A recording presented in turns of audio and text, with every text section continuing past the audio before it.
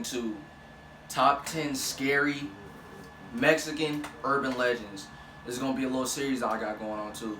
Just bear with me. We're gonna be reacting to urban legends. Now we transition into scary stuff and so on and so forth. Just know that I just feel like reacting to something scary. You know what I'm saying? Like everybody has that niche of watching scary things every once in a while. Why not? You know what I'm saying? So top 10 scary Mexican urban legends. Let's go. Hello guys, today we continue our quest to discover scary tales from all over the world. In this video we'll be visiting a land steeped in myths and legends. Some of them are modern, some of them are ancient, but all of them are feared by the people who know them. My name is Danny Burke and this is the top 10 scary Mexican urban legends. Starting off at number 10 now, we have White Death. The White Death is said to be a vengeful spirit in Mexico who hunts down anyone who knows about her existence. If this ends up being true, I'm sorry to drag all of you guys into it. She's said to be an undead girl with cold black eyes that weep blood. She glides but never walks and stalks her victims like wild animals, chasing them back to their homes. Then she waits until night and knocks at your door. One knock means she wants your skin, 2 for your hair, 3 for your bones, 4 for your heart, 5 for your teeth, 6 for your eyes, and 7 for your soul, which she will swallow whole. At number 9 now, we have La Lechuza. No. According to legend, she was a witch who used magic to turn herself into a giant white owl. Nah, this is actually real. Sold to the devil to become more powerful. This is actually real. She appears as an owl the size of a human being, with the head of an owl and the body of an elderly woman. She is said to wait outside the house of her victims, crying out into the night until they step outside. Moving on to the 8th now, this is Phantom of the Park. In the small city of Villarreal del Progreso lies a park called the Benito Juarez Park. It's built on the remains of an old, forgotten cemetery. The locals say this disturbed the spirits of the dead there and unleashed a deadly curse. Every night the benches were vandalized and nobody knew who was causing the damage. The city hired a security guard to patrol the grounds. One night, around midnight, a dense fog emerged and crept out over the park. The guard heard the cries of a woman and then he saw her, a shadowy figure lurking near the park benches. It looked like an old woman in a long white dress. When he got closer, he saw she had no legs and was floating above the ground. Then she attacked him. He managed to escape and told his boss the very next morning. Why do y'all always gotta approach scary spirits? Why? Accepted the Phantom of the Like, Park. yo, that don't make no sense. Why you always do that? Anyone who sees her at midnight. Next up at number 7 now, we have La Malinche. This story dates back to 1522 when the noble Aztec woman La Malinche had 2 sons with the Spanish conquistador Cortez. He told her he was going to return back to Spain with his sons. She had a dream where one of her gods appeared and said,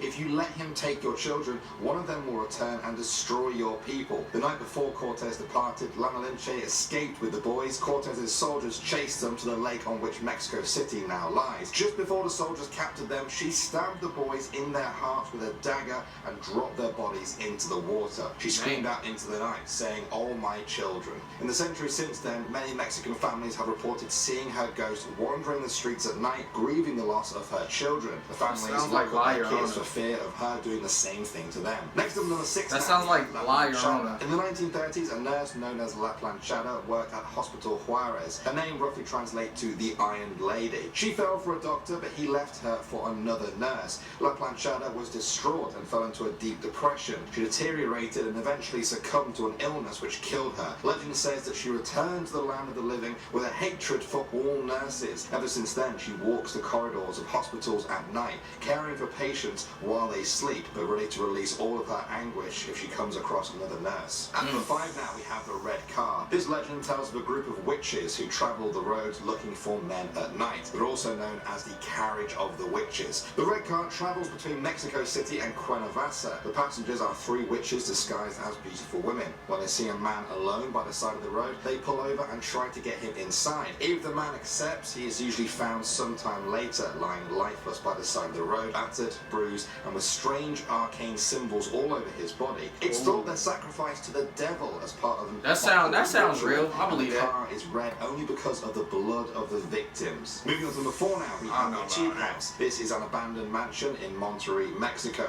It was built in the 1970s by a family of 3 who wanted to make a comfortable place to live for their daughter who was in a wheelchair. When the parents brought That's their daughter to weird. see the home for the first time, the little girl fell off one of the ramps and went straight through a window, falling to her death. The parents were obviously distraught and eventually put the house up for sale. In the years since then, visitors have sworn they have seen the ghost of the little girl. They always see her standing there in the same window she fell to her death from, waving and smiling forever. Next up, number 3 now, Oh, we have no. El Cucuy. According to legend, El Cucuy is a small, hideous, hairy creature with deep, glowing red eyes. He has ears like a bat and a mouthful of teeth as sharp as daggers. El Cucuy comes out at night to steal children away. Some say he can take the form of any dark shadow, which he uses to watch children as they sleep. Once the child is asleep, El Cucuy will pounce and take them away to his lair. Children will hide in their wardrobes or under their beds just to avoid him. He is essentially the Mexican version of the boogeyman, or perhaps the very same person. Alright, moving on to number 2 now, we have Chupacabra. This is a story of a strange beast that blurs the lines between fact and fiction. Everybody Some knows describe it what as a this vicious, is. furry, But these are real. creature with bulging red eyes, fanged teeth, and a long, darting tongue. Its name roughly translates to goat sucker because of its tendency to prey on goats and other livestock. The animals it attacks are left with every ounce of blood drained out of them. What kind of creature would do this? Is it something natural or not? And finally, number 1 now, we have the severed hands. In Mexico, some people say there exists the Alley of the Hands. In 1780, a priest set up in the town of Alfalfa in Mexico. He hired 2 local boys to help look after his horses. One night, the boys returned to the house to find the priest had been murdered, lying in a pool of his own blood. They ran to get help. The police couldn't figure out who did it and began to suspect it was actually the 2 boys. After intense interrogation, the boys began to blame each other. They were put on trial and found guilty. They were then hung by the neck and their hands were cut off. The hands were then hung on the wall of the alley outside the priest's house as a warning to others. Ever since then, people have been afraid to walk through the Alley of the Hands. Whatever they do, they make the sign of the cross and pray. Locals say that on a cold, dark night in November,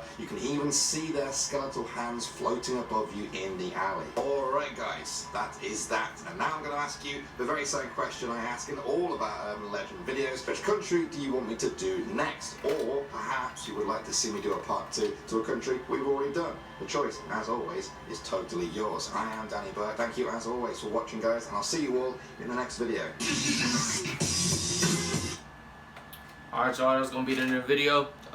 Top 10 scary Mexican urban legends.